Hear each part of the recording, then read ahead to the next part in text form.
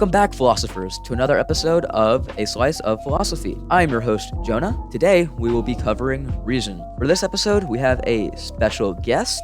Would you like to introduce yourself? Of course. My name is Christian Kelton. I study philosophy at the Magnolia School of Philosophy under the great Derek Parsons.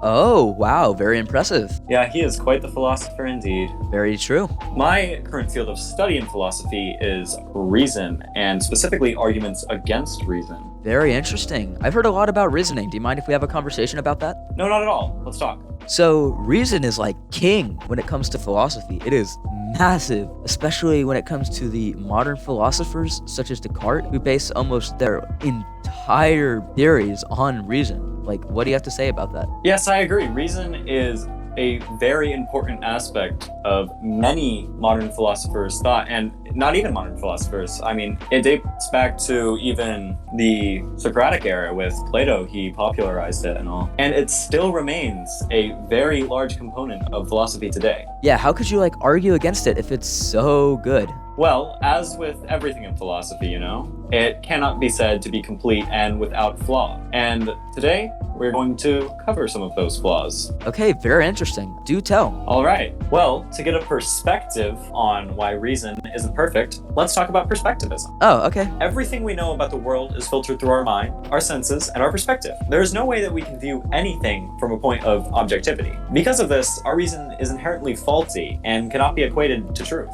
So, I can't see from your perspective. I can't see from your mind, just like you can't see from mine. We each have our own perspective, right? Yes, that is exactly right. Okay, cool. That makes sense. But how does perspectivism relate to reason? How does it make reason inherently worse? Well, with perspectivism, that could lead to someone using faulty reasoning. One reason someone might turn to such faulty reasoning is ego. Okay, so tell us a little bit about ego. As humans, we strive to make ourselves look correct and thus project the greatest portrayal of self that we can to the world. Okay. In this, the reasoning that we put forth tends to fall in line with what we want it to, simply because of such. We tend to alter the validity of our reasoning for the purpose of promoting an optimum personal image rather than furthering truth. All right, so your ego can impair your ability to accurately reason. That is correct. So the only part I don't understand is how could reasoning be faulty? It seems like it is inherently true. Well, I'm glad you asked. One example of faulty reasoning would be inductive reasoning. Okay, what is that? Well, to explain, how about I propose an example to you? So let's say we have a button.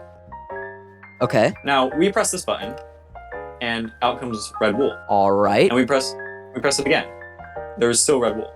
Let's say we press this button 5 times.